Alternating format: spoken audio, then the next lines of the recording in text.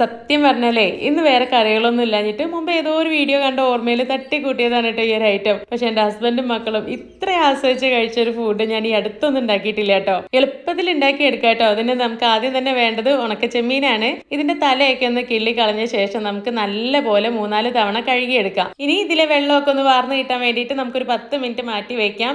ഈ ഒരു സമയത്ത് എനിക്ക് വന്നിട്ടുള്ള ഒരു കൊറിയർ ഞാൻ നിങ്ങളെ കാണിക്കാം കേട്ടോ. ഇതിൽ നിങ്ങൾക്കും വളരെയധികം ഉപകാരപ്പെടുന്ന 2 പ്രോഡക്ട്സ് ആണ് കേട്ടോ. ആദ്യം തന്നെ ഈ ഒരു പ്യോർ കോട്ടൺ മെറ്റീരിയലിൽ വന്നിട്ടുള്ള ബെഡ്ഷീറ്റ് ആണ്. നല്ല അടിപൊളി കളറിൽ നല്ലൊരു ഡിസൈനിലാണ് കേട്ടോ വന്നിട്ടുള്ളത്. ബെഡിൽ വിരിച്ചു കഴിഞ്ഞപ്പോൾ തന്നെ നല്ല ഭംഗി ഉണ്ടായിരുന്നു കേട്ടോ കാണാനായിട്ട്. ഇത് ഞാൻ റോയി ബെഡിങ്സ് എന്ന് പറഞ്ഞിട്ടുള്ള ഒരു ഇൻസ്റ്റാഗ്രാം പേജിൽ നിന്ന് വാങ്ങിയിട്ടുള്ളതാണ്. ഒരുപാട് നല്ല നല്ല ഡിസൈൻസും കളേഴ്സും ഒക്കെ ഈ ഒരു പേജിൽ അവൈലബിൾ ആണ് കേട്ടോ. നിങ്ങൾ പോയി ഒന്ന് ചെക്ക് ചെയ്ത് നോക്കണേ. ഇതിന്റെ കൂടെ തന്നെ പ്യോർ കോട്ടൺ മെറ്റീരിയൽ വന്നിട്ടുള്ള ഒരു പ്രയർ ഡ്രസ്സും കൂടെ ഞാൻ മേടിച്ചിട്ടുണ്ടായിരുന്നു കേട്ടോ. അവരുടെ തന്നെ യാൺ സ്റ്റോർ എന്ന് പറഞ്ഞിട്ടുള്ള ഇൻസ്റ്റാഗ്രാം പേജിൽ നിന്നാണ് കേട്ടോ മേടിച്ചിട്ടുള്ളത്. ഇത് കൂടാതെ നല്ല അടിപൊളി ഷോളുകളും നൈറ്റികളും ഒക്കെ അവരുടെ പേജിൽ അവൈലബിൾ ആണ്. മെയിൻ ആയിട്ട് UAE-യിലാണ് കേട്ടോ സെയിൽ ചെയ്യുന്നത്. ഷാർജ, അജ്മാൻ, ദുബായ് ഇവിടെയൊക്കെ ഫ്രീ ഷിപ്പിംഗ് അവൈലബിൾ ആണ്. കൂടാതെ നമുക്ക് ഇന്ത്യയിലും എവിടെ വേണമെങ്കിലും അവർ ഫ്രീ ഷിപ്പിംഗ് ചെയ്തു തരുന്നതാണ്. അപ്പൊ വേണ്ടവര് ഈ നമ്പറിൽ കോൺടാക്ട് ചെയ്യുക. അതല്ലെങ്കിൽ അവരുടെ ഇൻസ്റ്റാഗ്രാം പേജ് ഫോളോ ചെയ്ത ശേഷം DM ചെയ്താൽ മതി. അപ്പൊ അതേ നമ്മൾ കഴുകി വെച്ചിട്ടുള്ള ചെമ്മീനിലെ വെള്ളമൊക്കെ ഒന്ന് തോർന്ന് കിട്ടിയിട്ടുണ്ട് കേട്ടോ. ഇനി നമുക്കിത് ഒരു പാനിലേക്ക് ഇട്ടിട്ട് നന്നായിട്ടൊന്ന് വറുത്തെടുക്കാം. ഒന്ന് ഡ്രൈ ആയി വരുമ്പോൾ ഇതിലേക്ക് കുറച്ച് ഉപ്പും വെളിച്ചെണ്ണയും കൂടെ ചേർത്തിട്ട് നല്ല പോലെ ഒന്ന് റോസ്റ്റ് ചെയ്തെടുക്കുന്നുണ്ട്.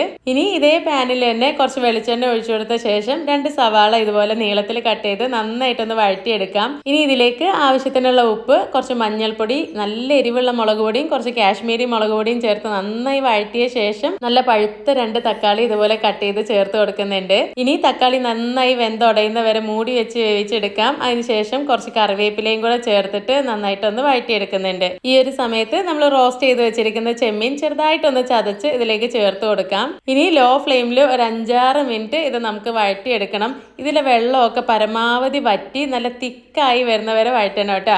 അപ്പോഴാണ് അതിന്റെ കറക്റ്റ് ടേസ്റ്റ് വരിക. ഇടയ്ക്ക് കുറച്ച് വെളിച്ചെണ്ണയും കൂടെ വേണമെങ്കിൽ ചേർത്ത് കൊടുക്കാം. കണ്ടോ, ഈ ഒരു രൂപത്തിൽ വേണം നമുക്ക് കിട്ടാനായിട്ട്. ഇത് നമുക്ക് ചോറിന്റെ കൂടെ സൈഡ് ഡിഷ് ആയിട്ടും കഴിക്കാം. അതല്ലെങ്കിൽ ഏറ്റവും ടേസ്റ്റ് എങ്ങനെയാണെന്നറിയോ, ഈ ചട്ടിയിലോട്ട് തന്നെ കുറച്ച് ചോറ് അങ്ങ് ഇട്ടിട്ട് നന്നായിട്ട് അങ്ങ് മിക്സ് ചെയ്ത് കഴിക്കണം.